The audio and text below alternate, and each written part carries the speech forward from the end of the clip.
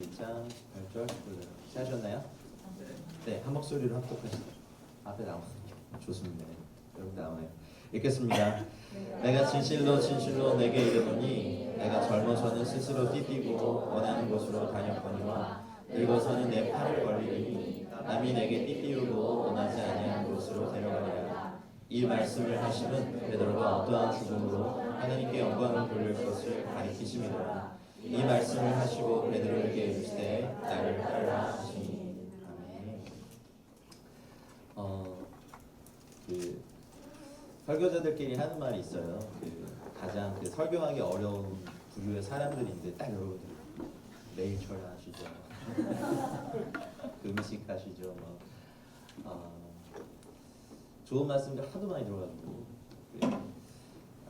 좀 부담이 되는 잘 그리고 기도도 굉장히 많이 하시는 분들이니까 사실은 최희성 목사 친분 때문에 왔어요. 제가 쓸자리는 아닌 것 같긴 한데 그래도 주님이 전하라고 하신 말씀이 있으니까 좀 나누겠습니다. 아름다운 교회도 거의 7년 만에 온 것 같아요. 그대로인 것 같기도 하고 더 좋아진 것 같기도 하고 잘 모르겠네요. 여러분 행복하세요? 좀 늦으셨어요. 행복하시길 주님 축복합니다. 밖에서 보는 에스더 운동, 기도 운동의 이미지가 있어요. 투사적인. 잘 모르시죠?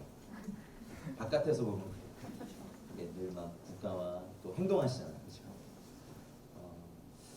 저도 약간의 커밍아웃을 하자면 제가 이제 전대협의 마지막 세대거든요. 전대협 아세요?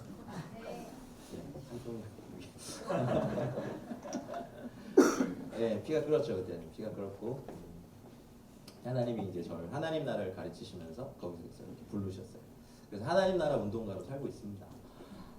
그래서 이 땅에 그때 이제 한 2년 대학교 1, 2학년 때 제가 이제 전공 공부보다는 사실은 선교사가 되기 위해서 갔지만 인문사회과학 서적을 그 당시에 250권, 300권 이런 막 토론하고 한번 좀 놀래주세요. 네, 그때는 정말 그런 책만 읽었어요. 그래서 그러면서 이제 퀘스천이 있었어요. 하나님 나라가 임하는 것에 대해서 이제 거듭난 크리스찬이었고 구원의 확신이 있었고 제가 고등학교 이제 고2로 올라가면서 예수님을 인격적으로 만났고 고등학교 때는 저희 때 대세는 에스더가 없었고 이제 두란노 경배와 찬양 이런 거 했거든요. 목요일날마다 전 거기 갔어요. 맨날 맨 앞에 앉아서 얼터콜 할 때마다 맨 앞에 나가서 항상 기도하고 이랬던 게 있었는데 그런 배경을 가지고 있던 제가 딱 대학교를 가니까 이제 86, 87, 88학번 선배들이 쫙 계십니다.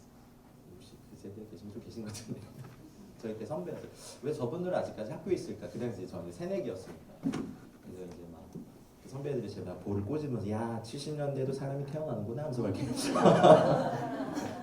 귀엽다 야 하면서 이렇게 이쪽도 대마로 많이 왔죠. 신촌은 주로 대마로 오는데 지금 제가 놀러 오거나 그런 적 없었어요.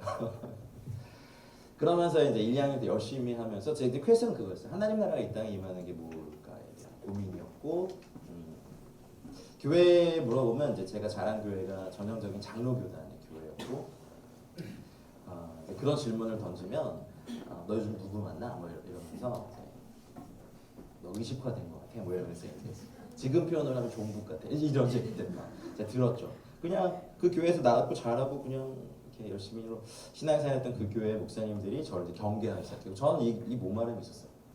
하나님 나라가 이 땅에 임하는 게 뭔지.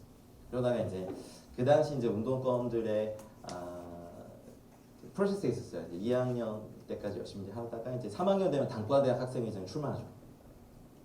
그 당시는 그랬어요. 4학년 되면 이제 총학생회장에 가고 감옥에 한번 갔다 오면 이제 투사가 돼서 정말 그랬거든요. 학업은 못하죠. 그러니까 이제 시민단체나 이제 정치계에 입문해서 그 길을 가는.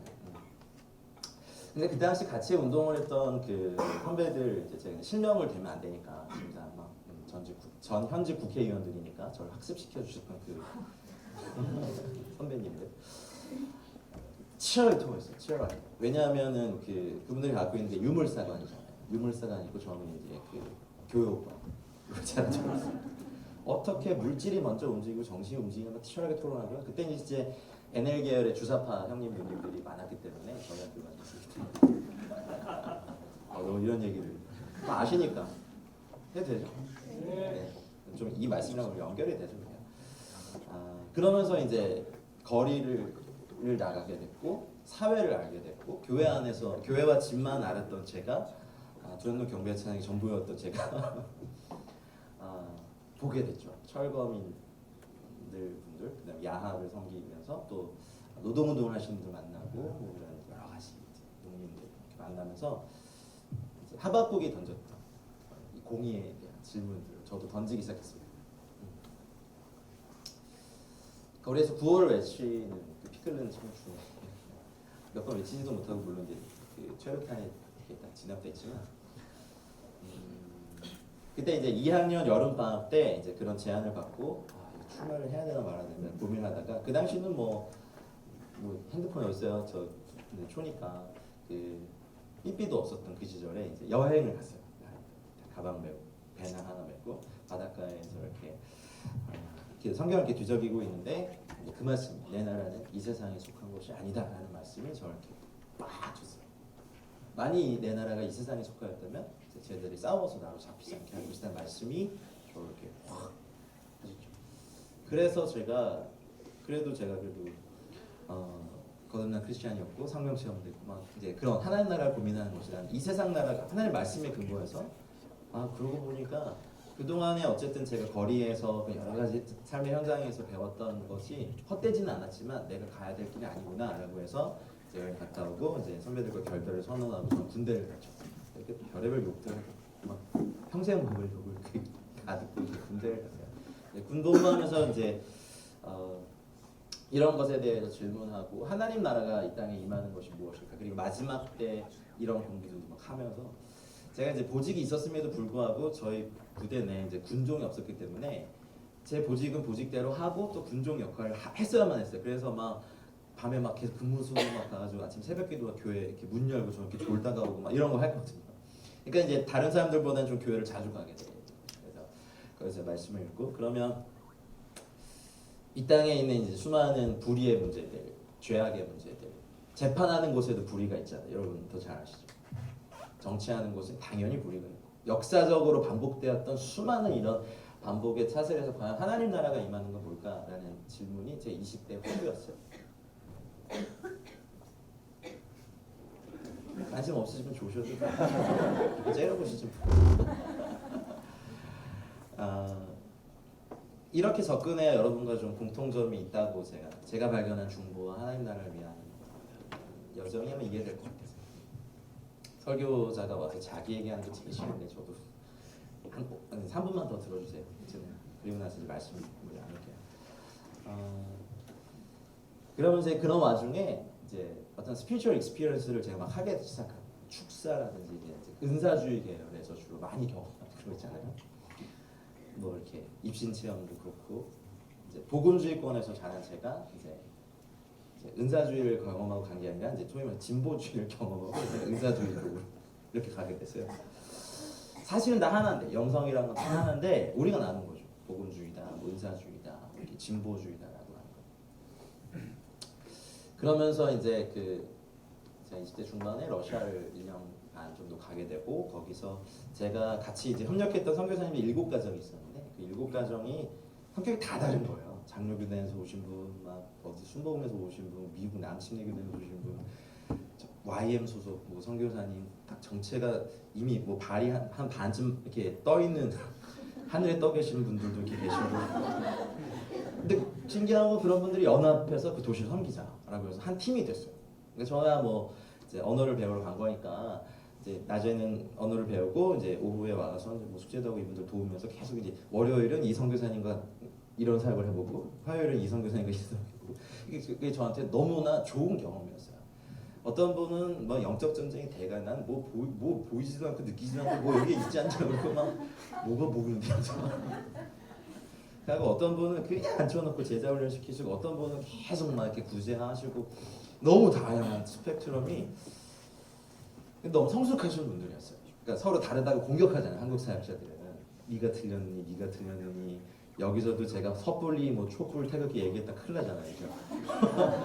그런 얘기 안 하고 저도 하고 싶은 말이지만 근데 그런 분들 이렇게 보면서 하나님 나라가 그 당시에 러시아가 막 이렇게 문호가 열리면서 개방이 되면서 그 당시 러시아 정교회가 사실은 오랫동안 공산주의 정권과 타협하면서 살아남을 수 있었던 게 중요한 이런 하나님 나라의 복음이나 신학들을 다 뺐죠.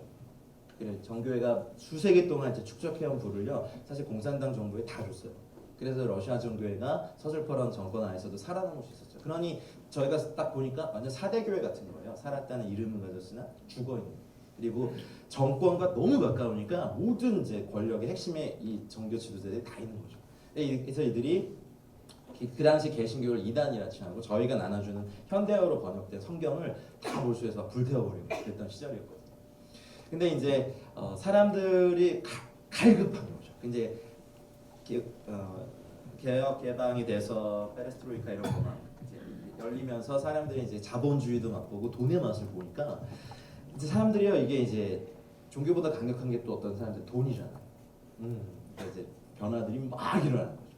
근데 그런 와중에서 하나님 나라가 그들에게 들어가는 것을 다양한 스펙트럼을 보면서 그때 제가 하나 배운 것이 이제 그때부터 제가 이제 영성 쪽에 관심을 가지면서 한 20년이 되네요 벌써. 그러니까 20년 동안 열심히 그쪽을 파괴된 이런 것도 다양한 스펙트럼이 하나가 됐을 때 하나님 나라가 얼마나 강력한 힘을 가질까였습니다.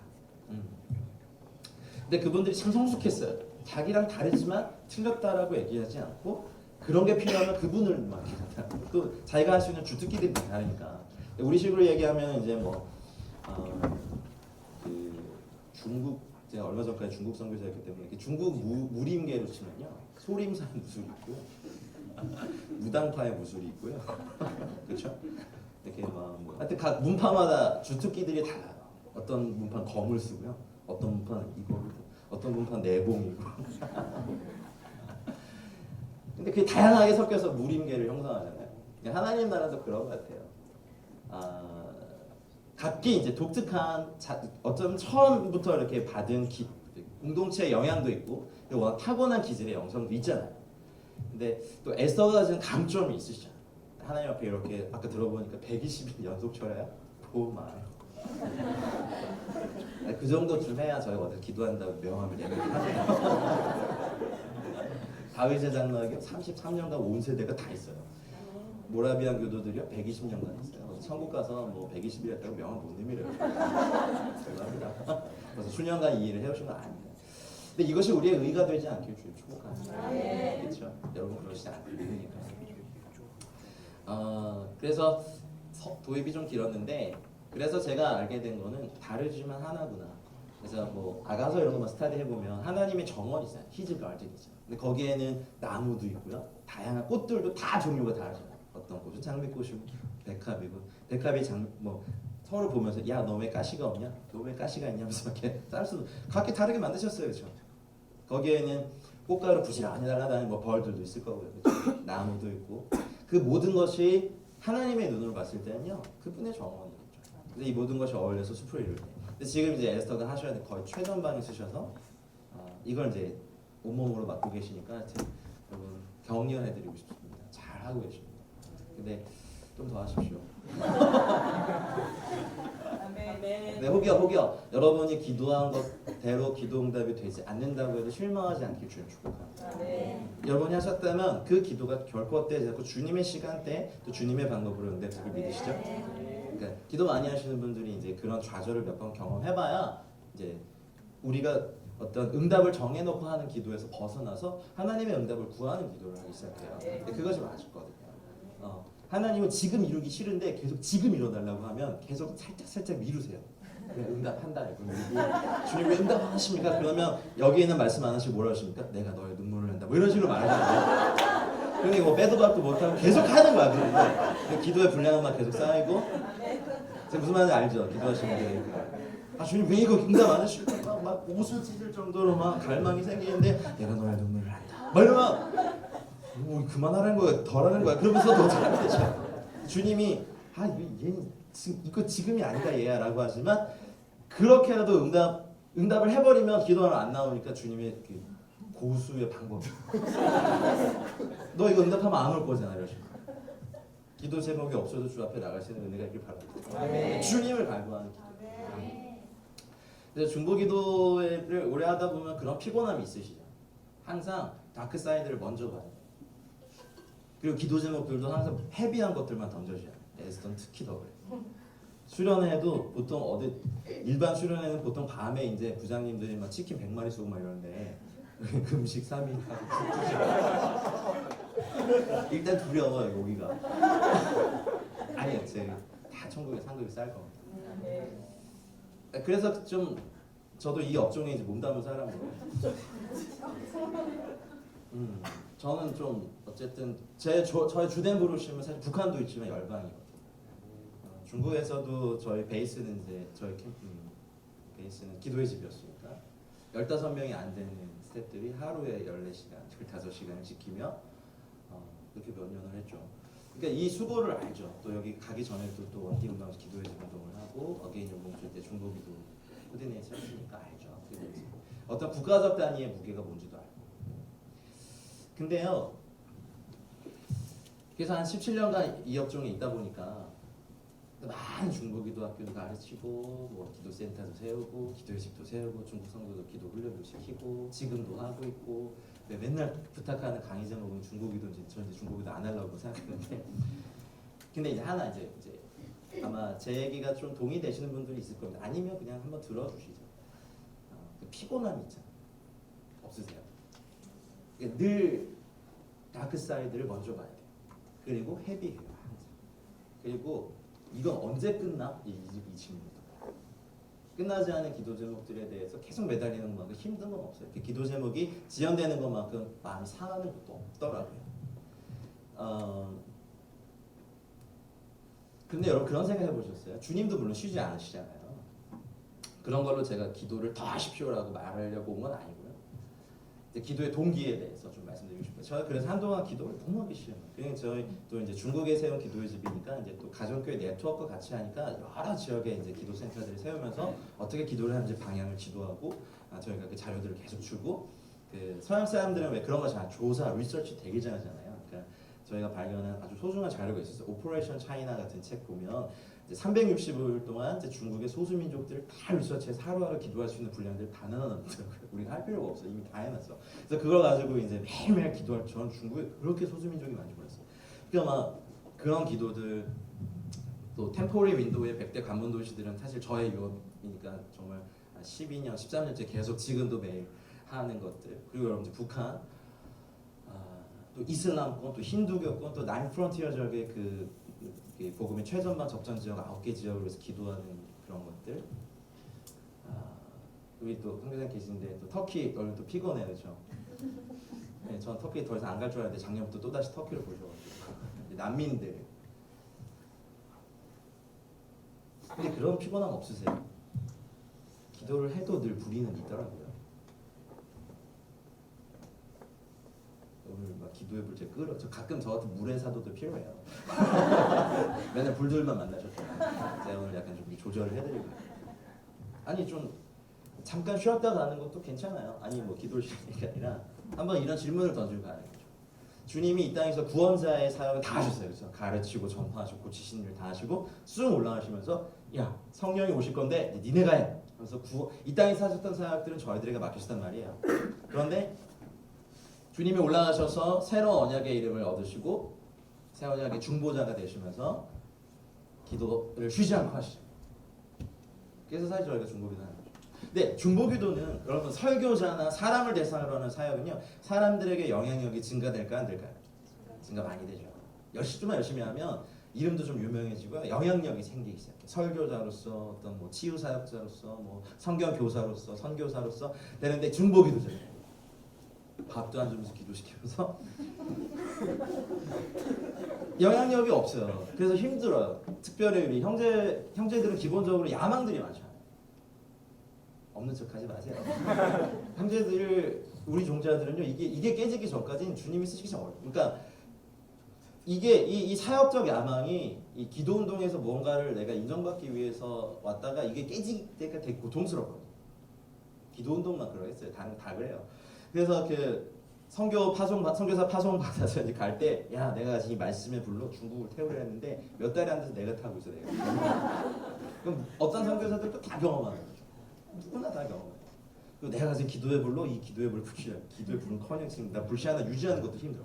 막 이런 거 경험하면서 느끼는 게 절망감이 있고, 기도를 하면 할수록 어두워지는 것 같은 이 어둠을 한 1, 2년까지는 괜찮아, 열심히 할 수 있어. 근데 이게 5년이 지나고 7년이 지나고 10년이 지나고 막 20년이 되면요, 이거 너무 힘든 일이에요. 그러면 그분들이랑 딱 봐도 표정이 너무 어두워요. 영도 어두워. 기본 다크서클 2개, 4개는 있어. 좀 더 하면 이걸 줄넘기 할 거야. 그렇잖아요. 맨날 대하는 게 주님의 어떤 아름다움과 영광과, 아까도 여러분 막 기뻐하며 승리하는, 억지로 기뻐하는 것 같아요. 여행에서 기쁨이 안 나오는 게, 왜냐하면 이 국가적인 단위의 기도의 제목이 예수님보다 여러분에게 더 크기 때문에 그래요. 제가 돌직구 한번 달리겠습니다. 이용희 교수님 들으시면 되게 저를 집사에 못 박으실래요? 그러지만 그럼 귀찮아요. 저는 도망가야지. 한번 이렇게 생각해보세요. 주님의 입장으로서는요, 한 나라의 왕, 대통령이 섰다 쓰러졌다 하는 것이 그리 큰 일이 아닐 수도 있어요. 왜냐하면 주님 앞에서는 온 열방이 이 양동이의 물 한 방울 같은 거예요. 역사는 수많은 제국이 흥망성쇠를 거듭했고, 수많은 왕과 제후와 영웅들과 장군들과 이런 사람들이 이 땅을 거쳐갈 때 하나님의 관심은 이제 하나님의 나라겠죠. 우리의 입장으로 보면 유엔에 속한 180 몇 개국이 있다고 하지만, 하나님의 입장에서 보면 하나님 나라 백성과 일단 사단의 나라 백성 딱 2가지밖에 없습니다. 그렇다고 이 운동 하지 말라는 게 아니에요. 그러면 주님은 하나님이시니까 그렇게 쉼없이 기도할 수 있겠지만, 언젠가 제가 이렇게 중국에서 기도하는데, 저희 이제 그 센터 가까이에 제가 늘 지나다니는 그 길에요, 이런 일이 하나 있었어요. 6살짜리 남자애가 이제 놀이터에서 막 놀다가 실종이 된 거예요. 할아버지랑 놀다가 할아버지가 잠깐 이제 화장실 갔다 온 사이에 얘가 없어졌어요. 그래서 막 되게 많거든요. 그래가지고 실종 신고 내고 막 했는데, 한 2주 후에 얘가 발견됐는데 이렇게 장기들이 다 없어지고, 이렇게 발견됐어요. 근데 그 할아버지가 너무 죄책감 때문에 하셔서 그분도 자살하셨어요. 뛰어넘었죠. 제가 늘 지나다니는 길이에요.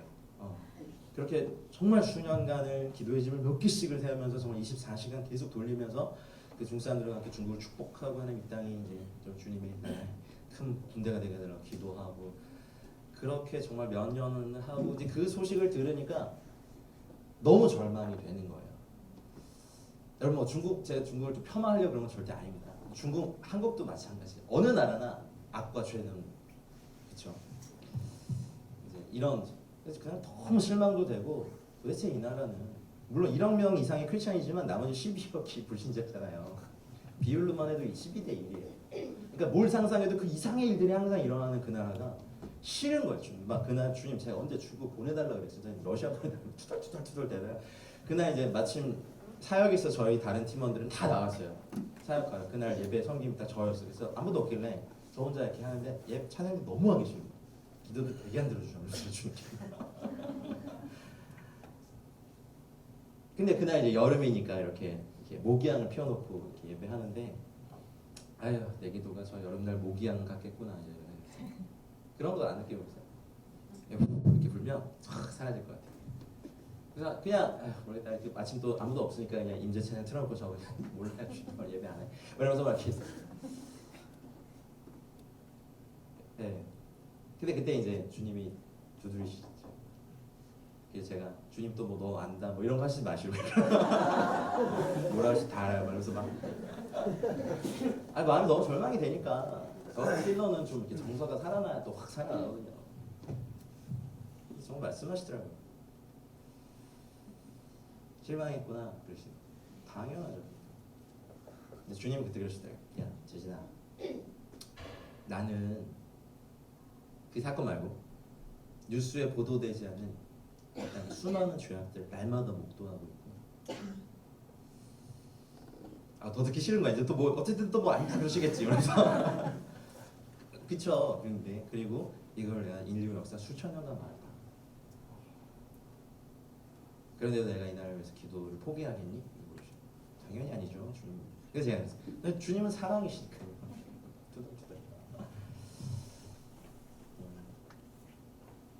계시록의 8장 3절, 4절, 5절 보면 성도들의 기도가 이렇게 향으로 올라갈 때 보좌 앞에 많은 향과 합쳐지잖아요. 그죠? 그 많은 향은 누구의 향입니까? 아니요, 예수 그리스도의 중보의 향이죠. 성도의 향과 보좌 앞에 많은 향이 합쳐지는 거죠. 그러니까 제가 무기향 같은 중보를 해도 주님의 그 많은 향과 합쳐져서 하나님 보좌에 상달될 때 이것은 하나님이 저의 기도로 같이 보시더라고요. 부탁하시는 거예요. 그 모기향 끄지 마라.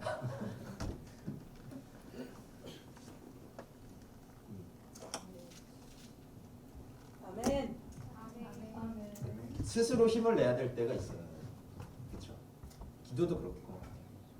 그 세인트 버나드 찬양 있죠. 구주를 생각만 해도 내 맘이 좋거든. 주 얼굴 배울 때가 얼마나 좋으랴. 이 찬양의 가사를 쓴 그분의 책에 보면 그 기독교 고전 중에 하나님의 사랑이라는 책이 있거든요.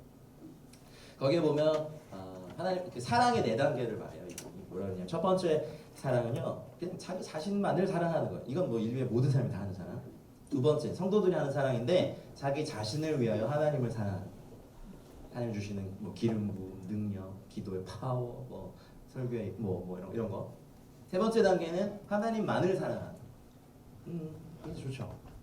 네 번째 단계가 사랑의 완성이에요. 그게 뭐냐면 나는 사랑하지 않는데 하나님이 사랑하시는 사람이나 도시나 대상을 사랑하는 것이 사랑의 완성이라는 거죠.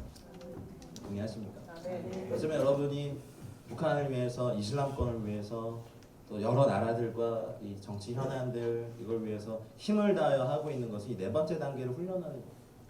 그래서 아직 여러분 그렇게 이것이 파워를 가지려면 이것을 돌리는 동력인 사랑의 성장이 계속해서 이루어가길 바랍니다. 사실 오늘 이 말씀을 읽고 왜 이렇게 제가 말을 돌리냐면요, 여러분 베드로는요 그의 삶에서 예수님으로부터 두 번의 부르심을 받았어요. 첫 번째는 마태복음 4장 18절 19절에 나와 있는 것처럼 갈릴리 해변에서 베드로라 하는 시몬과 그의 형제 안드레가 바다에 그물 던지는 것을 보시고 4장 19절에 말씀하시되 나를 따라오라 내가 너희를 사람을 낳는 어부가 되게 하리라 라고 하셨고 4장 20절에 그들이 곧 그물을 버려두고 예수를 따르니라. 너무 쉬워요. 진짜 예수까지 의심이 돼 말씀이 그래서. 근데 그런가 보다 이랬어요. 근데 마가복음도 그래요. 갈릴리 해변으로 지나가시다가 시몬과 형제 안드레가 바다에 그물 던지는 거 보시고 예수께서 이르시되 나를 따라오라 내가 너희로 사람을 낳는 어부가 되게 하리라 하시니 곧 그물을 버려두고 따르니라. 너무 쉬워. 근데요 누가복음은 좀 다르게 나와요. 뭐냐면 이제 누가복음 4장에 여러 가지 이제 주님이 일하심이 있고 4장 38절 39절에 열병을 앓고 있던 시몬의 장모에게 안수해서 고치신 사건이 있어요. 그리고 난 다음에 예수님이 이제 돌아가셔서 여러 마을을 돌아다니면서 전도하시죠. 근데 베드로가 여기에 같이 없어요. 그리고 나서 5장에 이제 무리들이 게네사렛 호숫가에서 무리들이 예수님께 다 몰리니까 예수님께서 마치 밤새 조업을 하고 배를 대고 이제 그물을 싣고 있었던 그 어부들의 배 중에 시몬 베드로의 배에 딱 타가지고 이제 말씀 막 가르치시죠. 그 베드로는 가만히 앉아가지고 다 듣고 있다가 이제 깊은 곳으로 가서 그물을 던져라라고 해서 그걸 하는 거예요. 던지고 그물이 찢어질 정도로 잡히고 난 다음에 처음 만남이 이렇게 나와요. 뭐 밤새 수고해서 잡은 것이 없지만은 말씀에 의지하여 내가 그물을 내리겠습니다라고 하고 그렇게 하고 난 다음에 이걸 보고 난 다음에 누가복음 5장 8절에 보면 시몬 베드로가 이를 보고 예수의 무릎 아래 철퍼 엎드려 주여 나를 떠나소서 나는 죄인입니다라고 하는 장면이 나옵니다. 첫 만남이 달라요. 마태복음과 마가복음과 누가복음 달라요. 근데 이제 저 같으면요 왜 그랬을까? 만약 그 그물이 찢어질 정도로 잡혔으면 저 같은 사람은 주님 저랑 한 6개월 동업하시죠 이러면서 뭔가 이렇게 저의 비즈니스를 잘 되게 하기 위한 뭔가 딜을 했을 것 같아. 근데 왜 물고기가 많이 잡힌 것을 베드로는 죄인이라고 고백하며 무릎 꿇었을까? 주석사를 찾아봤어요. 속 시원한 답변이 없어요. 항상 주석사는 제가 알고 싶은 건 없어요.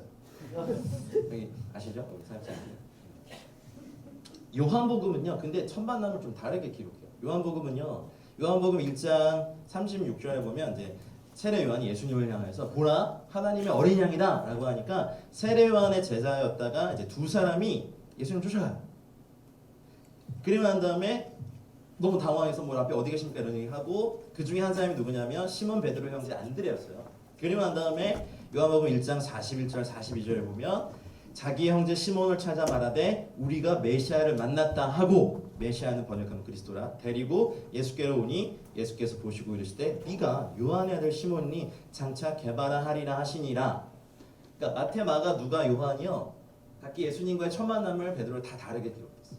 근데 요한은 직접 경험한 사람이니까 이게 사실 제일 먼저였어요. 그리고 나서 이제 누가복음에 그 힌트가 있어요. 예수님께서 개바라는 이름까지 바꿔, 개바는 번역하면 베드로잖아요. 반석이잖아요. 근데 이런 이름의 그 베드로가 하나님께서 어떤 사람의 이름을 주신다는 것은요, 그 사람의 이제 소명에 관련된 거죠. 부르심에 관련된 거죠. 근데 그 자리를 떠나서 어떤 이유에서건 물고기 잡는 데로 가 있었어요. 그래서 누가복음 4장에 보면 베드로, 시몬, 그 장모님의 열병을 고치면서도 베드로는 주님과 같이 있지 않았어요. 그리고 나서 무리를 가르치고 난 다음에 물고기 사건이 있고 난 다음에야 비로소 철퍼덕 무릎 꿇으면서 나를 떠나십시오라고 한. 그럼 여기에 보면 심경 변화를 우리가 추적해봐야 돼요. 여러분, 그 당시 세례 요한은요 몇백 년 만에 나타난 선지자예요. 프로페시. 사람들이 엄청 열광했죠. 그 말라기서와 마태복음 사이에 어떤 간극이 있는지 아시죠? 신약 전서에는 얇은 종이 한 장이 400년이라 430년이 더 넘어요. 그러면 그때 사실 하나님께서 선지자들을 보내지 않으신 게 아니에요. 보냈는데 톱으로 썰어 죽이고 돌로 쳐 죽이고 사람들이 다 죽였어요.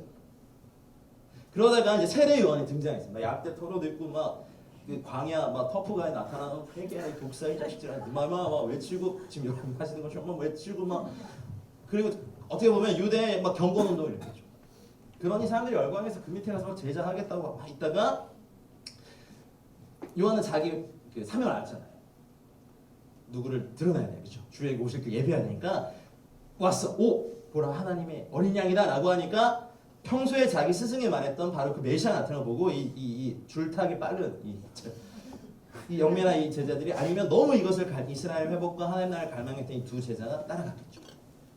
그리고 안드레가 보니까 메시아가 맞다라고 해서 형제 베드로를 데려갔는데 딱 보시고 개바라 하라라고 해서 이름을 바꿔주셨는데 베드로가 뭐 아멘 감사합니다 이런 거 한마디도 없어. 그러고 나서 딱 이렇게 사라지고 간 이유 한번 살펴보면요, 우리식 표현을 하면요, 베드로는요 예수님을 감봤어. 내가 보기에 나랑 나이 차이도 별로 차이도 안 나고, 뭐 내가 알기로는 그가 어디서 오는지 모른다고 했는데 뭐, 나사렛 뭐 거기 아니야? 뭐 이러면서 뭐 누구야? 그러니까 내가 보기엔 저 청년은 메시아일 리가 없어. 베드로의 심경은 그래요. 그래서 다시 물고기 잡으러 갔어. 그렇죠? 충분히 가능. 예수님이 장로님의 열병도 고치고 막 전도하는 것도 별로 시큰둥했어요. 항상 고기 잡고 있다가 딱 됐는데 예수님이 그 많은 배 중에 베드로의 배를 작정하고 타신 거예요. 그러니까 뭐 도망가지도 못하고 또 이거 좀 떼라가지고 이렇게 배 떼고 앉아가지고 그 무리를 막 가르치시는 내용을 듣고 가서 물고기, 자기가 밤새 내린 그 자기의 비즈니스의 그 어두운 그 삶의 터전에 주님이 나타나심을 말미암아 어쩌면 내가 감봤던 그 동안의 것들이 주 앞에 철저하게 회개를 무너졌는 그 사건일지도 몰라요. 비슷한 패턴이 두 번째 부르심에 오늘 읽었던 말씀과 좀 연결이 돼요. 그래서 말씀드린 거예요. 사실 이해는 돼요. 여러분, 장모가 있다는 것은 결혼을 했다 안 했다? 하셨죠. 그렇죠? 그러니까 가장의 입장에서 여기 가장 아버님 어머님들 일하시죠. 나라가 없어져 있고 그 당시 최강대국 로마에 감히 대항하기도 좀 그렇고 메시아 가서 봤는데 아닌 것 같아. 우리 교회 전도사님들보다 못해. 이러면서 내가 보기엔 아닌 거야. 개발은 무슨? 그러면서 이렇게 고기 잡다가 그 신적인 영혼을 보고 철퍼 엎드리면서 이제 던지시죠. 나를 따라와라. 내가 사람을 낳는 어부가 되게 하리라. 그러니까 마가복음 3장 6절에 힌트가 있어요. 바리새인들이 나가서 곧 헤롯 당과 함께 어떻게 하여 예수를 죽일까 의논하니라 이런 말씀이 있는 걸 보면 바리새인은 반로마, 헤롯 당은 친로마. 지금으로 말하면 촛불과 태극기를 같이 짜고 예수를 죽이려고 했거든요. 그럼 가장의 입장에서 보면 나는 그런 정치 그런 거 싫어 해가지고 그냥 고기 잡는데 뭐 가장으로 뭐 그렇다고 괜찮아요. 그러나 하나님께서 이 땅에 베드로를 보내시고 딱 그 같은 동시대에 예수님의 시대에 예수님께서 이름을 지어주셨다면 그 본인의 소명이겠죠. 그래서 그 사건이 있고 난 다음에야 비로소 배를 버리고 주님을 쫓아갈 수 있었다고. 그러니까 마태복음, 마가복음만 읽으면 되게 쉽다. 라고 하지만 사실은 그 변화가 있었고 그 이후로 예수님께서 하셨던 그 말, 어쩌면 대부분이 20대였던 젊은 그 12명의 제자들의 남자들의 그 어떻게 보면 야망, 인정받음의 욕구를 채워주기에 충분했어요. 가는 데마다 막 기적 일으키셨죠. 뭐 물이 변해 포도주 만드시고 뭐 죽은 자 살리는 거 기본이고 막 5천 명 먹이시고 물이 걸어가지고 풍랑 잠잠케 하시고 눈 뜨게 하시고 난리다. 군대 귀신하고 막 돼지 2천 마리 죽이시고 막 그렇잖아요. 누가 그래요? 그러니까 이제 점점 더 이제 이게 높아지는 거예요. 그러니까 첫 번째 부르심은요 신났어요. 아주 신났어요. 3년 반 동안 이분이야 이분 내가 그때 몰랐지 이분이 메시아 맞아 하면서 이제 으쓱하고 나 또 수제자라고 하고 그러니까 아직 어쩌면 십자가를 경험하기 전에 아직 우리 식으로 얘기하면 자아가 깨어지기 전까지 혼과 영이 분리되기 전까지 십자가 앞에서 자아가 철저히 순복되기 전까지의 이 어떤 성취감이 제자들에게 대단했을 거예요. 근데 이제 3년 만이 지나고 예수님이 하지 마셔야 될 얘기들 하시잖아요. 인자가 넘기움을 당하고 고난당하 죽을 것이고 3일 만에 부활할 이런 얘기들을 하기 시작하니까 아니죠. 이건 배반이죠. 배반. 3년 반 동안 자기의 자아를 충족시킬 만한 여러 가지 사역적인 이런 것들을 막 보고 심지어 주님이 권세와 능력 주셔서 막 사람들에게 안수하니까 막 병에 낳고 귀신이 떠나갔어요. 우리한테도. 그러니까 이 제자들의 이 자아는 높아질 때 높아졌죠. 야 이대로 가면 로마가 그냥 끝장이다. 주님이 이제 봉기를 일으키셔가지고 이제 전쟁을 하면 그 당시 세계 최강의 로마 군대를 대항해도 죽어도 예수님 뒤에서 일으키시면 돼. 일어나 해가지고 싸워. 그러면 이제 로마 군인들은 계속 줄어들고 여기 계속 막 죽었다가 막 끝장이지. 그러면 이제 총리하고 막 그거 그쵸. 그러니까 예수님이 십자가 얘기하셔도 안 들리는 20대 그 막 누가 크냐 싸우고 있고 예수님이 십자가 고난 얘기해도 누가 크냐 싸우고 있죠. 예수님 이제 장사 지낼 때가 다 다가왔는데 아무도 모를 때 이제 그 죄인인 한 여자가 향유가 깨트려 이 사건 해도 막 화가 나는 거예요. 어디를 그러니까 이제 눈이 다 가려져 있었던 첫 번째 부르심의 여정이었어요. 그래서 예수님이 그 잡히신 날 밤에도 성찬식 하시고 다 세족식 하셔도 베드로의 반응 보세요. 막 네가 날 3번 부인할 거다 얘기하지만 그때 이제 하지 말아야 될 얘기도 하잖아요. 이 인간들 다 배반해도 나는 배반할 거야. 이게 베드로의 자아의 정점이죠. 그리고 말했어요. 그 닭이 3번 울기 전에 네가 나를 부인할 것이다라고 하지만 예수님께서 그러셨죠. 내가 너를 위해 기도했다. 너의 믿음이 떨어지지 않게 기도했는데 너는 돌이킨 후에 너의 형제를 굳게 하라. 이미 변질될 걸 아셨어요. 근데 베드로는 그때 너무 자신감이 있었으니까 주여 내가 주와 함께 오게도 죽는 데에도 가기를 각오하였습니다. 라고 누가복음 22장 30절에 말하죠. 그리고 나서 이제 잡혀가셨어요. 어쩌면 그 순간에는 진실한 거였을 거예요. 베드로의 고백은 주와 함께 죽기 원하고 죽을 수 있다라고 생각합니다. 여러분 특별히 두 번째 보지 기도를 많이 하시는 분들은요 자신감이 있어요. 숫자를 잘 못 보셔도 돼요. 숫자가 없어서 그래요. 한번 잘 생각해 보세요. 저도 그랬어요. 이렇게 기도하고 이렇게 많이 하고 이렇게 하면 하나님의 이것들을요 확 이렇게 할 수 있을 거라는 자신감이 있는데 이 기도 제목들은 계속 반대로 진행돼요. 어떨 때 내가 원하지 않는 것들이 계속 응답되고 기도는 상달되지 않는 것들 절망들이 우리가 찾아오죠.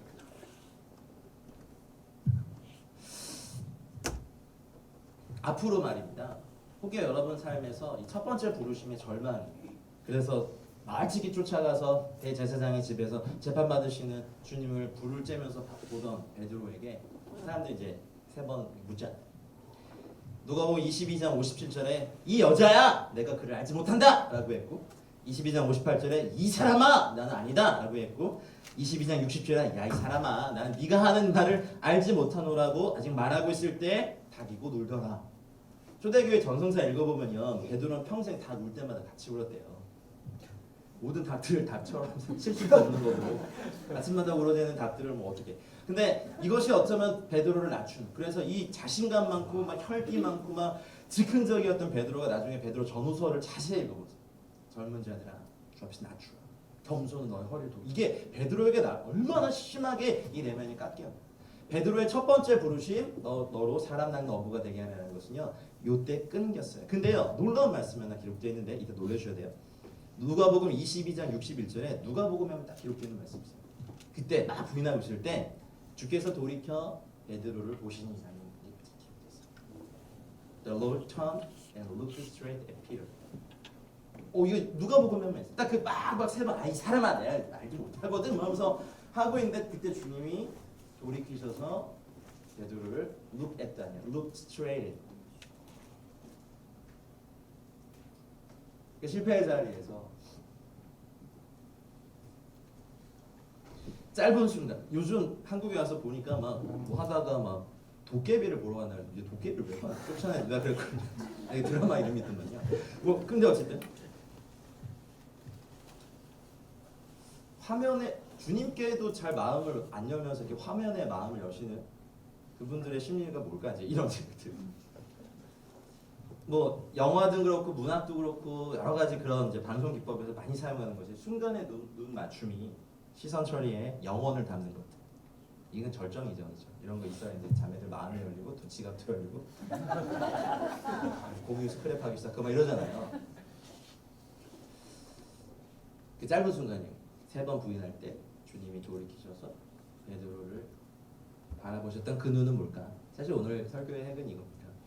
여러 가지 이야기했지만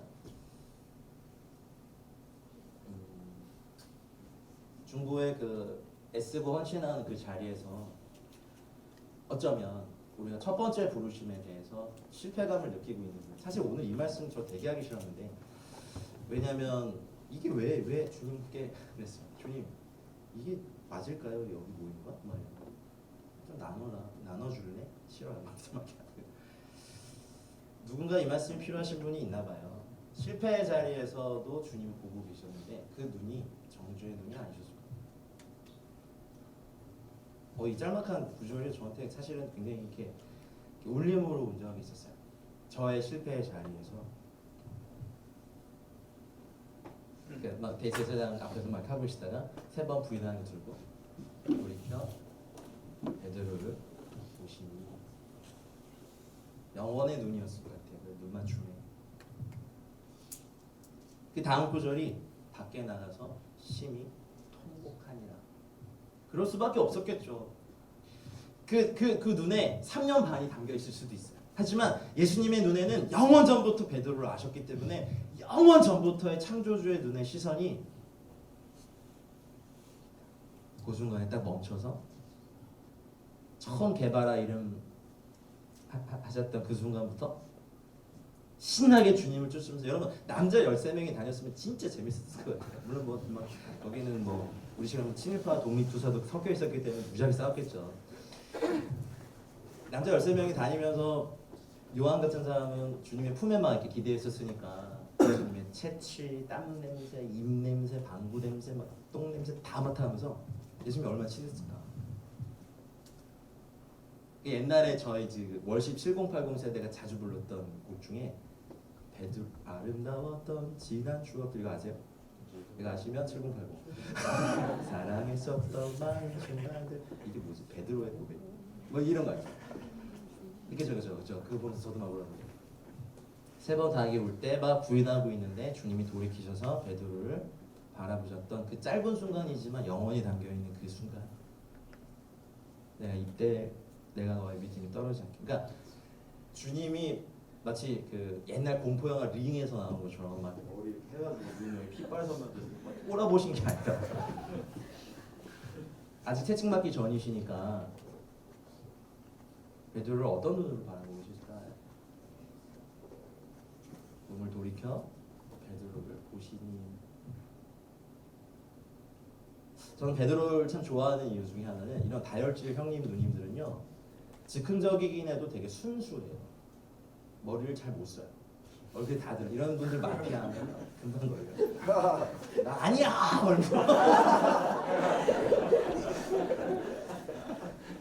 그러니까 좀 전까지도 진실했어요. 사실은 주님을 위해서 죽고 싶었고 목에도 같이 가고 싶었지만 이것도 사실 듣는데 이거를 할 수 있는 힘이 없었던 거죠. 여러분 많이 들어보셨죠? 미숙한 사랑은 나쁜 사랑은 아니에요. 미숙한 것뿐이에요. 베드로는 주님을 사랑했어요. 하지만 미숙했어요. 아직 약했어요. 약한 사랑은 나쁜 사랑. 많은 사람들은요 약한 사랑이 나쁘다라고 얘기해요. 그래서 주님을 사랑하는데 많이 실패해요.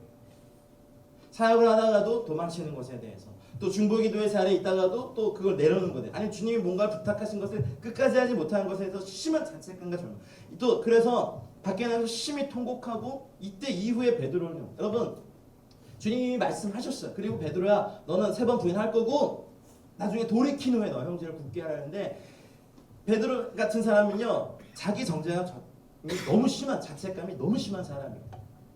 부활하신 주님을 만났어요. 이후의 사건 쭉 해보면, 그렇죠?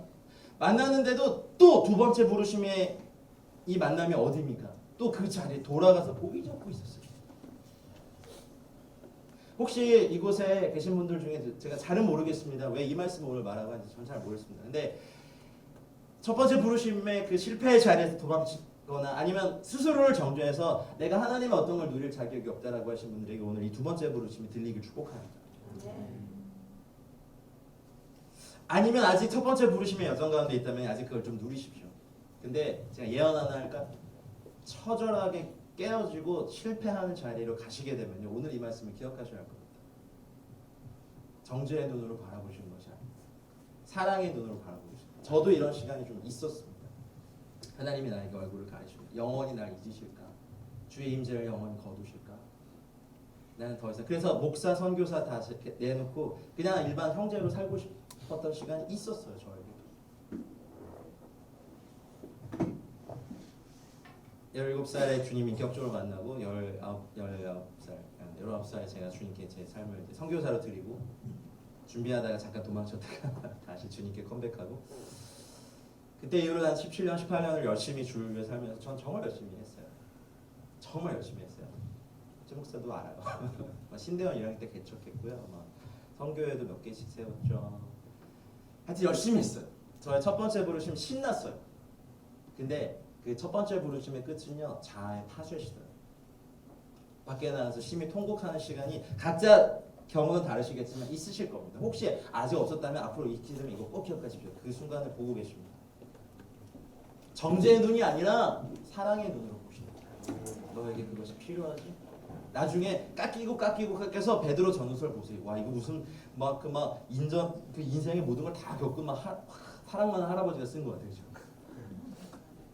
요한 1, 2, 3, 4도 보세요. 요한은 터프가요. 맨 엄마 동원해서 왼편 오른편한테 뒤지게 깨지고요. 우레의 아들이라고 보아너게나 이름을 붙여줄 정도로 이 안에 야망의 보이스가 엄청나게 울려대던 사람이에요. 요한을 다듬으시려고 거의 80년을 쓰셨어요.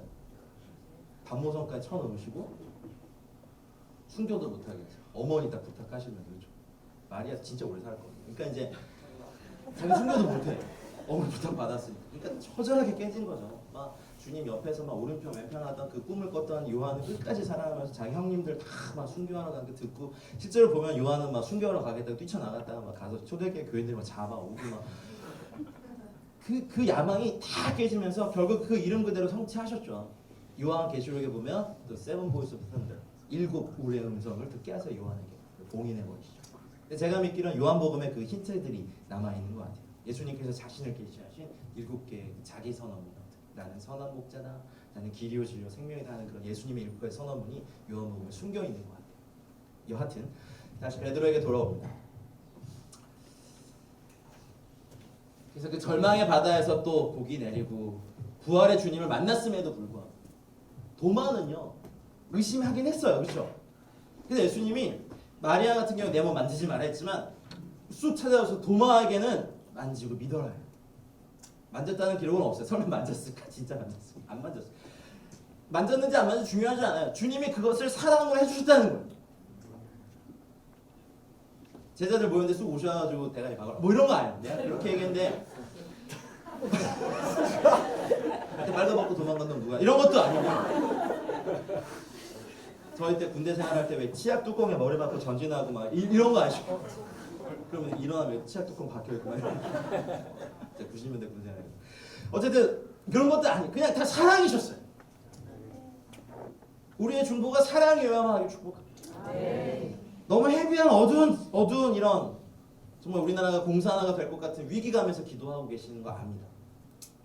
그게 또 어느 정도는 맞고요. 그러나 이제는 그런 법을 좀 배우시죠. 사랑의 주님께 이 기도 제목들을 놓고요. 기도를 안 하는 게 아니라 이 기도 제목에 눌리지 않기로 결정하죠. 이것이 중보 기도자들의 지혜예요. 안 그러면 이거 너무 눌려가지고 오래 못 가요. 그리고 영이 너무 어두워져요. 여러분 표정도 쉽지 않아요. 앞에서 보니까. 와서 보세요. 알아요. 우리가 얼마나 힘든 기도 제목들 가지고 120일간 연속 촬영하시는지. 근데요, 그것과 상관없이 기뻐하기로 결정하는 건 우리의 의지라고요. 아멘. 아멘. 요즘 시리아 사람들 보니까 여러분 나라가 사라지는 건 이거 저주더라고. 완전 저주. 인간이 질려요. 난민들을 돕는 건 돕는 거 치고 이 난민들을 등쳐먹는 인간들도 아유 인간들이 이 악함이. 그러니 기도를 드리지만 이 기도에 눌리지 않아요. 우리를 누를 수 있는 건 하나님의 사랑과 그분의 말씀밖에 없어요. 우리 북한이 크고 이 나라가 크지만 이것이 주님의 크기보다 여러분에게 크지 않고 축복합니다. 아멘. 이것이 중보기도를 오래 할 수 있고 그 사랑으로 기도하고 계신 그분의 마음인 것 같아요. 사랑의 눈을 그 배반의 자리에서 몸을 돌이켜 베드로를 보시면서 아무 말씀도 안 하셨겠지만 그 사랑으로 너 돌이킨 후에 눈으로 다 말씀하셨겠지. 돌이킨 후에 얼마나 베드로가 이 초대교회의 큰 기둥의 역할을 할지 아시니까 사랑의 눈. 지금도 여러분 우리의 실패의 자리, 실수의 자리가 있다면 여러분 주의 마음으로 주님의 심령으로 권면합니다. 여러분 오늘 이 두 번째 부르심 회복되시길 바랍니다. 첫 번째 부르심이 사람을 낳고 사람들에게 영향을 확 끼치는 거라면요. 두 번째 부르심은요 죽음에 대한 이야기입니다. 근데 이 죽음은 주님을 사랑해서 그 사랑 때문에 십자가에까지 갈 수밖에 없는 사람들이 가는 부르심이에요. 제가 믿기로 한국교회가 이제 두 번째 부르심 앞에 섰다고 믿어요. 더 이상 교회 문만 열면 예전에 저희 막 선배 목사님들 막 윗세대 목사님들이 야 우리 집 때는 교회 문만 열어도 붐만 쳐도 사람들이 몰려들었어. 한국교회 부흥의 시절이었죠. 지금은요 40대 중반인 저희 같은 사역자들이 눈물 나요. 뭘 해도 한국교회가 무너지는 걸 다 보고만 눈 시퍼렇게 뜨면서 보고 있어요. 뭘 해도 안 돼요. 패배주의라고 말씀하지 마세요. 우리는 누가 그러시더라고요. 한국교회가 기울어져 가는 걸 똑똑히 보고 다음 세대가 말해줘야 되는 책임이 있대요. 저희들이. 난 싫은데. 그래서 정말 눈물이 나요. 그동안 중국교회를 섬겼지만 중국교회 폭발적인 성령의 역사하신 거 막 너무 부러워. 막 100만 명의 백투 예루살렘 선교사도 훈련시키는 사역하면요 좋지만 한국편의 조국교회에 대한 부담이 너무 커요. 세월호 사건 들리죠. 막 바다 건너 목사님들 스캔들 사건 들리죠. 울었어요. 너무 많이 울었어요. 조국교회에서. 여러분들 같은 분이 계셔서 너무 감사합니다. 이제 한국교회는요 성숙의 시기로 가요. 알곡과 가라지가 갈라질 거예요. 여러분의 기도가 너무 귀해요. 더 해주세요. 그러나 말입니다. 이거 하나 압시다. 말씀대로 재판하는 곳에도 악이 있는 건요 인류 역사에 사라지지 않을 거예요. 이것이 사라지는 날은 주님 다시 오시는 날. 아멘. 이 죄에 너무 눌리지 마십시오. 우리가 눌리는 건 주님의 사랑과 음부의 물이 꺼트릴 수 없는 그 주님의 불꽃 같은 사랑이어야 합니다. 사랑이기 때문에 수천 년간 인류 역사에 이 말도 안 되는 죄악들을 보시면서도 중보하고 계신 주님의 마음이 오늘 부어질 축복해요.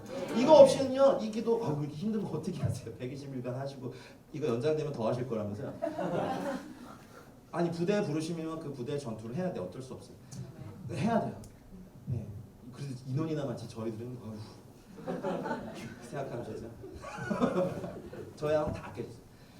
두 번째 부르시면 그러니 주님이시다 하는 그 말에 이제 막 밤새 고기 그러니까 멍 때리면서 이렇게 멍 때리다가 뛰어들잖아요. 베드로의 또 강점 여기 있어요. 다혈질들은 항상 그죠.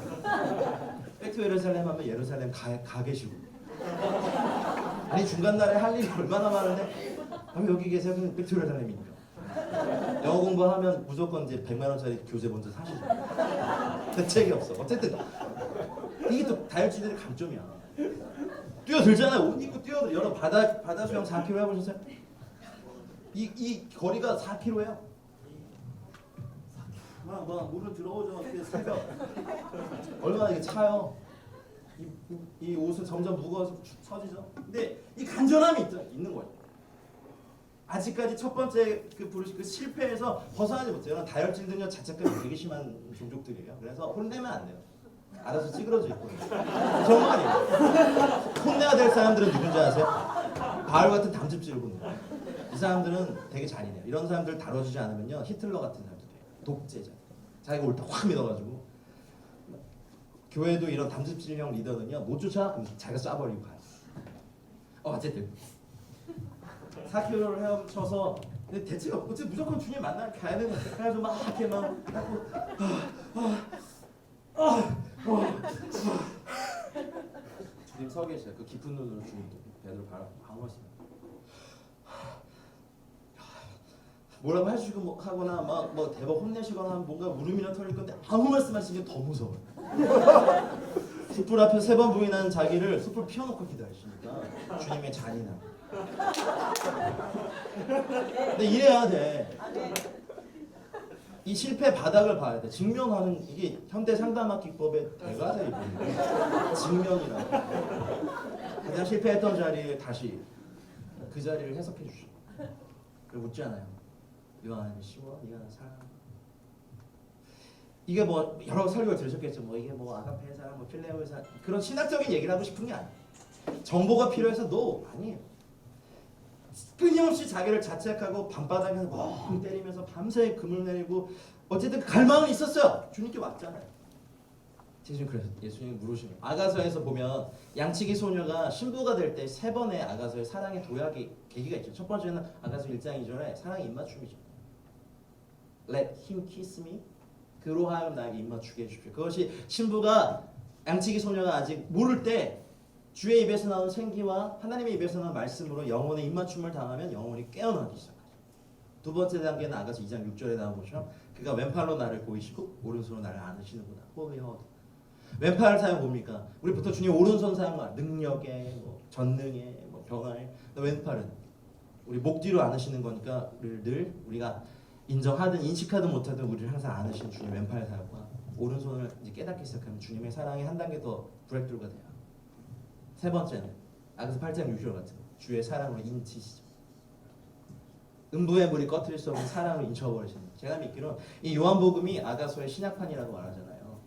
어쩌면 이 3번의 물음이 베드로에게 이 3번의 사랑의 돌파를 말해. 너는 소망 없는 위선자가 아니잖니. 너는 나를 사랑하는 자야. 네 물음 안 해봐. 네, 주님 제가 좀 사랑합니다. 또 물으죠. 요한아를 시몬아 네가 나를 사랑합니다. 네, 주님 제가 좀 사랑합니다. 막 했겠죠. 막 물은 떨어지고 막 배는 고픈지 안 고픈지 모르겠고 주님 아무 말씀 없이고 막 뜬금없이 물으시니까 마지막 물으시고 이 말씀 하신 거 오늘 읽은 말씀 죽음에 대해서 말씀하세요. 사랑의 돌파가 있고 난 다음에야 드디어 이제 베드로가 이 부르심이 완성돼요. 너는 나를 따르라는 이 두 번째 부르심이 완성돼요.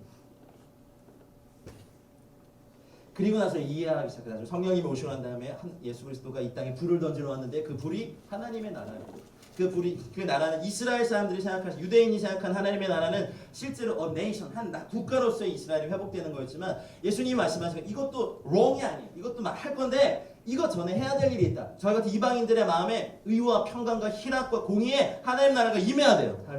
여러분이 그걸 위해서 기도하는 거 아니에요? 그렇죠. 이 땅에 또 하나님 나라가 그렇게 임해야 돼요. 그래서 그런 법과 공의와 정의 위에 법과 이 통치 제도가 질서가 잡히는 것을 위해서 그렇게 금식하며 처원하시는 거잖아요. 그래서 사도행전 1장 3절에 제자들이 물었어요. 주님, 이스라엘 나라를 회복하심이 언제입니까?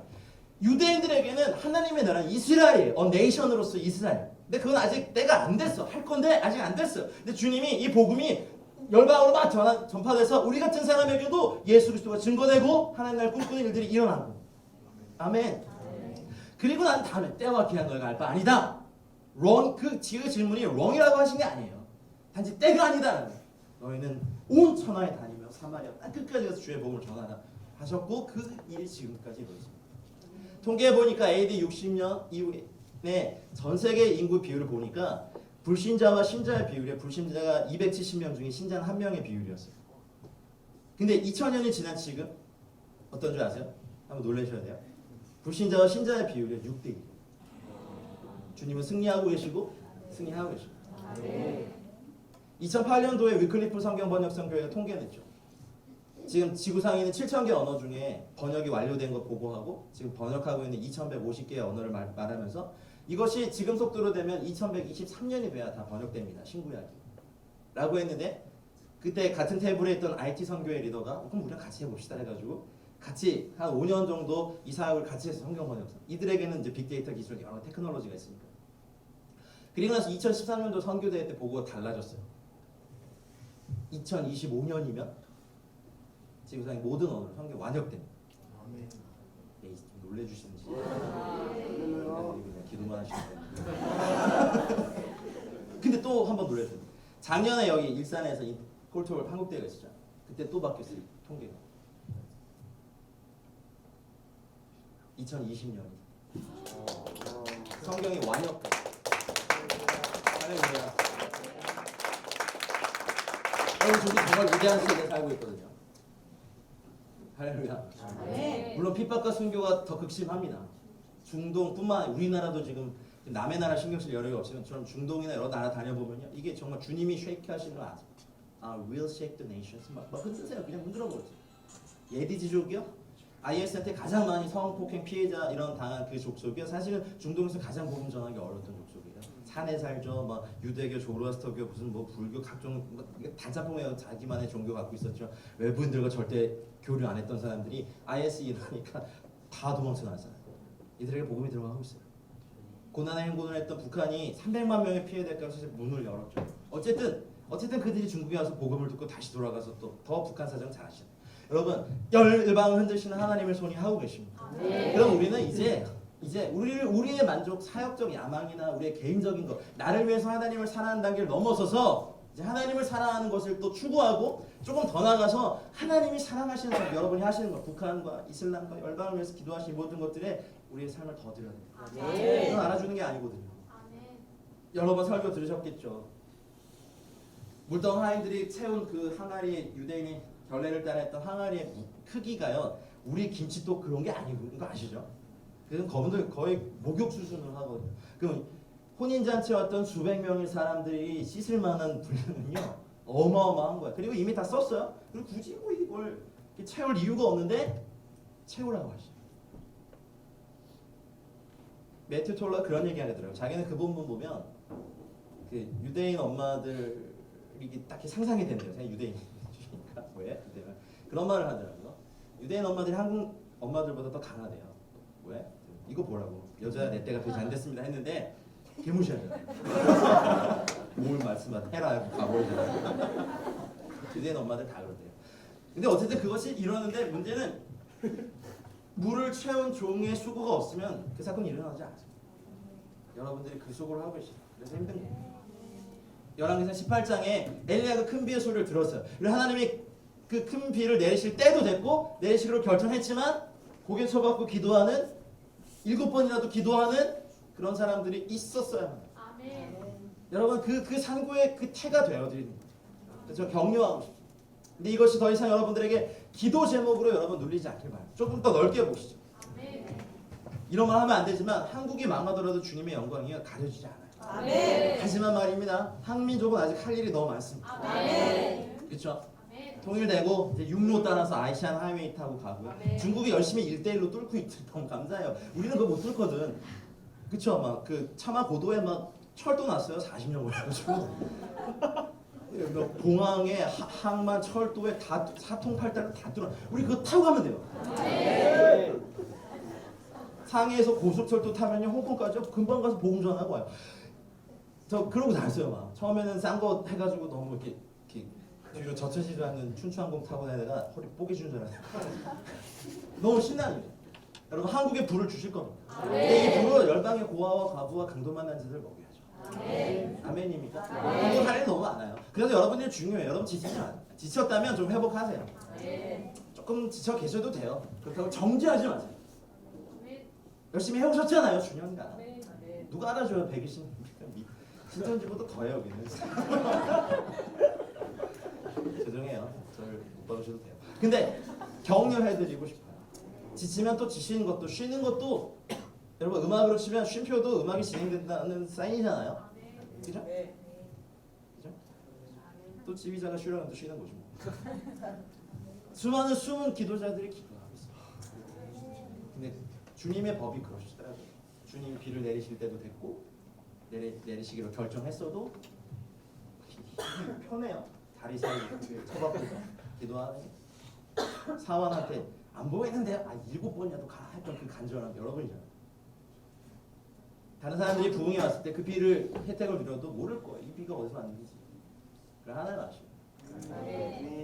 나중에 여러분 천국에 가시면 이 땅에서도 천국처럼 사시고요. 주님이 여러분들 무릎에 앉혀놓고 진짜 많이 하실 거예요. 너 그때 밥도 안 먹고 나 찾았던 거 내가 감 침쿵했다. 도깨비 같은 거 구할 때가 아니지.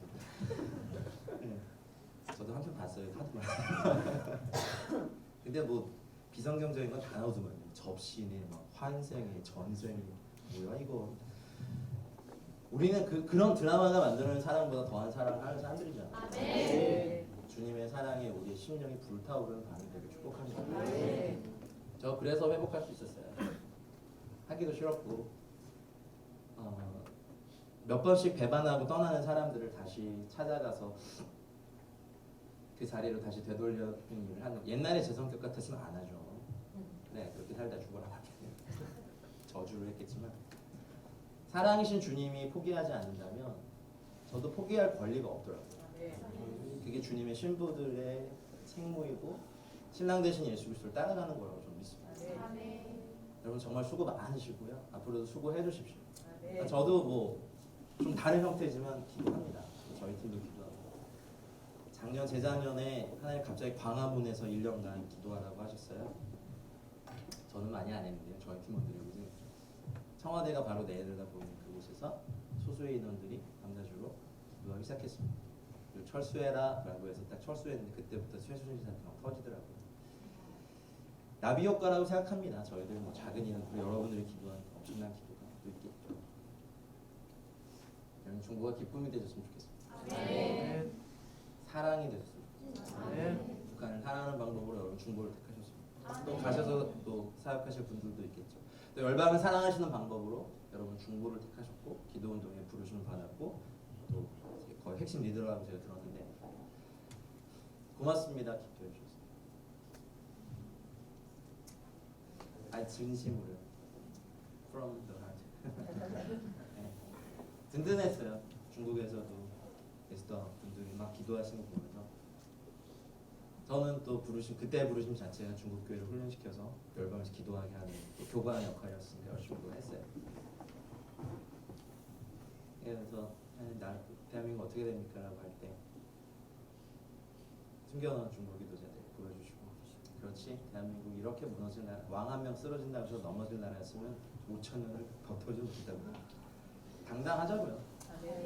탄핵 정국이 어떻게 될지 전 잘 모르겠어요. 여러분 각자 뭐 쓰시겠죠. 그러나 이 모든 것이 주님의 손 안에 있습니다. 기뻐하자고요. 여러분이 기도하신 대로 혹시 안 되더라도 그 기도는 절대 떨어지지 않고 어떻게든 역전시키시는 마을브라신 하나님의 이름이 높임을 받으셔야 됩니다.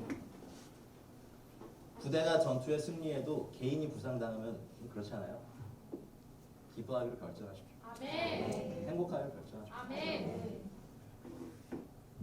기쁨의 중보가 사랑의 중보가 친밀함의 중보가 에스더에 더 많이 풀어져서 이제는 넌 날 따라와 두 번째 부르심에도 기꺼이 대답하는 저와 여러분 되시기 바랍니다. 잠깐 좀 도와주시겠어요?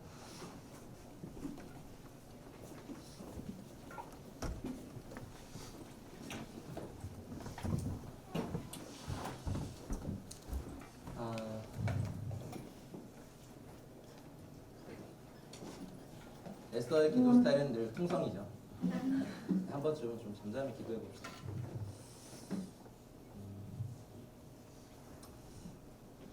고맙습니다, 여러분. 주님 중보하고 계시는 주님과 이렇게 가까이서 같이 기도해 주셔서 고맙습니다. 대한민국의 여러분의 기도로 지탱되고 있습니다. 우리의 기도가 모기향 같아도 주님의 많은 향과 합쳐져서 하나님 보좌에서 아름답게 응답되고 있어서 감사합니다. 옛날 CCM 중에 땡큐라는 곡이 있거든요. 레이 보츠라고. 그 다음에 천국에 가서 자기가 가르쳤던 수많은 사람들의 땡큐를 받는 뭐 그런 가사가 있어요. 아주 옛날에 멜론에서 찾아주신 그런 감사 기도를 받으실 거예요. 우리 살아생전에 통일이 돼야 되지만 혹시 안 된다면 천국 가시면 여러분 옆집에 막 북한 성도님들 사실 거예요. 그때는 알겠죠. 자기네 나라를 위해서 기도해준, 북한을 위해서 기도해준 중보자들이 누군지 천국은 알겠죠. 여러분 천국에서 큰 자들입니다. 아 이때 안 하죠. 이 낮은 자존감들 어떡할 거야. 아니 기도한 건 한 거니까 칭찬해드려요. 그러나 이 세상에서는 nothing인지도 모르겠습니다. 우리는 someone, something이 되고 싶지만 이 땅은 처절하게 미랄은 습습하고 막 어둡고 이런 데 숨겨서 죽어야지 이 위에 있으면 안 죽어. 열매 안 되거든요. 여기 되니까. 간주해주셔도 돼요.